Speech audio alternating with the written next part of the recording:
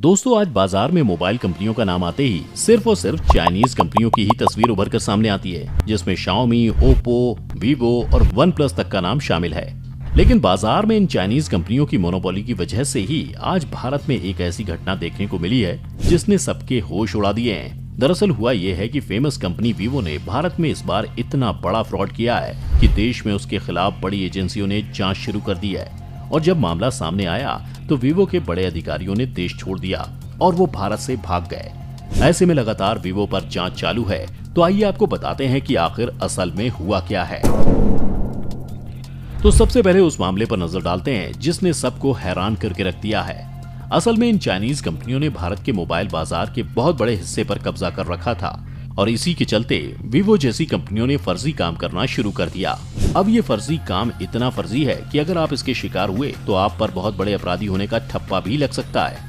असल में चीन की कंपनी वीवो 13,000 से अधिक मोबाइल फोन एक ही IMEI यानी कि international mobile equipment identity number से बेच रहा था। अब यहाँ हम आपको बता दें कि ये घटना इतनी बड़ी है कि ये भारत की बहुत बड़ी आंतरिक सुरक्षा के लिए एक बड़ा खतरा है। असल में अगर एक जैसी IMEI वाले मोबाइल से कोई अपराध होता है तो अपराधी को पकड़ना मुश्किल हो जाएगा। वो कैसे, हम आपको बताते हैं। मामले को शुरू से समझें तो मेरठ के पुलिस स्टेशन में तैनात एक सब इंस्पेक्टर के पास वीवो कंपनी का मोबाइल था। मोबाइल की स्क्रीन टूटने पर सितंबर 2019 में उसने अपने फोन को पास के ही एक वीवो सेंटर में दिया। सर्विस सेंटर ने बैटरी, स्क्रीन और FM बदलकर उन्हें दे दिया। इसके कुछ दिन बाद ही मोबाइल स्क्रीन में एरर आने लगा। थोड़ी और जांच हुई तो उन्हें कुछ गड़बड़ लगी। इसीलिए सब इंस्पेक्टर ने इस बात को आगे के अधिकारियों से कहा और ये बताया कि जो IMEI नंबर उसके मोबाइल के नंबर पर लिखा है वो उसके मोबाइल का असली IMEI नंबर नहीं है। ऐसे में उन्हें शक हुआ कि सर्विस सेंटर वालों ने ऐसा किया होगा। इसके बाद मामला मेरठ के साइबर क्राइम सेल तक पहुंचा और जब जांच हुई तो जनवरी 2020 को सर्विस सेंटर के मैनेजर ने कहा कि उनकी तरफ से IMEI नंबर नहीं बदला गया है। इसके बाद साइबर क्राइम सेल ने मोबाइल में जियो की सिम लगे होने के कारण जियो टेलीकॉम कंपनी को सिम की जानकारी देकर IMEI नंबर का डेटा मांगा, जिसके बाद जियो टेलीकॉम से जो रिपोर्ट आई उसने सबको हैरान कर दिया। दरअसल सितंबर 2019 से ही इसी IMEI नंबर से करीब 13,557 फोन चल रहे थे। अब यहाँ हमने आपको IMEI नंबर बार बार कह के कंफ्यूज कर दिया हो, तो आइए पहले आपको बताते हैं कि आखिर ये IMEI नंबर होता क्या है। तो दोस्तों, हर मोबाइल में 15 अंकों का IMEI नंबर दिया जाता है जो उस मोबाइल की पहचान होता है। इसका पूरा नाम है इंटरनेशनल मोबाइल इक्विपमेंट आइडेंटिटी। यह नंबर बेहद खास होता है क्योंकि इसमें कई तरह की जानकारियां छिपी होती हैं, जैसे मोबाइल का मॉडल कौन सा है, इसको कहां मैन्युफैक्चर किया गया है। इसीलिए आज देश में बिना IMEI नंबर वाले फोन का इस्तेमाल करने पर कानूनी कार्रवाई भी हो सकती है। ऐसे में सवाल उठता है कि आखिर इस IMEI नंबर की इतनी अहमियत क्यों है। तो आपको बता दें कि ये खास तरह का नंबर मोबाइल की लोकेशन को बताता है।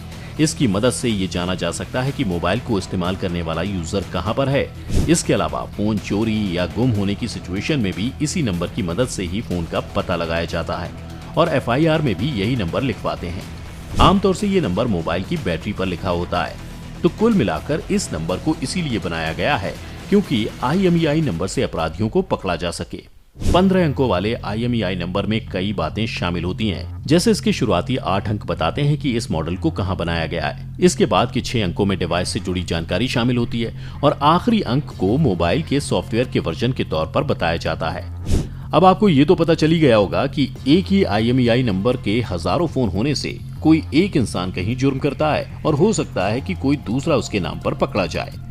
ऐसे में अब आप सोच रहे होंगे कि आखिर वीवो ने ऐसा क्यों किया। तो आपको बता दें कि वीवो ने ये इसलिए किया क्योंकि मार्केट डाउन होने की वजह से भारत में उसका कारोबार खराब हो रहा था। ऐसे में उन्होंने 13,000 मोबाइल अगर एक ही IMEI नंबर से बनाए तो उन्हें सिर्फ एक फोन पर ही भारत सरकार को टैक्स देना पड़ा होगा, क्योंकि सरकार को मिलने वाला टैक्स भी यही नंबर डिसाइड करता है, जो कि फोन के प्रोडक्शन यूनिट पर डिपेंड करता है। वीवो ने कितने रुपए बचा लिए होंगे।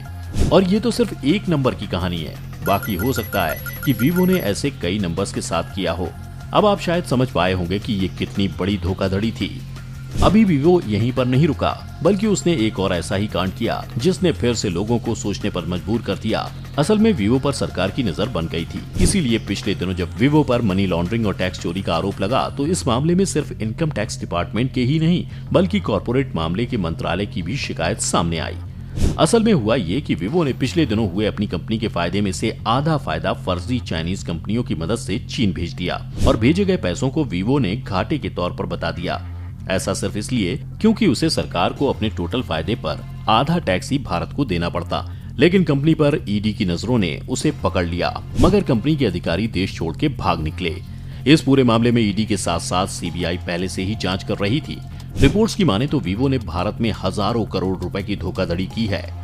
अब आप समझ सकते हैं कि कैसे ये चाइनीज कंपनियां भारत में मैन्युफैक्चरिंग तो कर रही हैं, लेकिन टैक्स से बचने के लिए कौन कौन से हथकंडे अपनाकर देश की सुरक्षा को ताक पर रख रही हैं। ऐसे में जरूरी है कि सरकार इनके खिलाफ सख्त कदम उठाए। आपकी इस मामले में क्या राय है, आप हमें कमेंट करके बता सकते हैं। अगर आज की ये वीडियो आपको पसंद आई हो तो इसे लाइक करने के साथ साथ अपने दोस्तों और रिश्तेदारों के साथ शेयर जरूर कर दें। अगर ये वीडियो YouTube पर देख रहे हैं तो चैनल को सब्सक्राइब करके बेल आइकन दबा दें, और अगर Facebook पर आप ये वीडियो देख रहे हैं तो Facebook पेज को जल्दी से लाइक करें। फिलहाल के लिए इतना ही। अभी के लिए हमें दीजिए इजाजत। आपसे मुलाकात होगी अगली वीडियो में। शुक्रिया।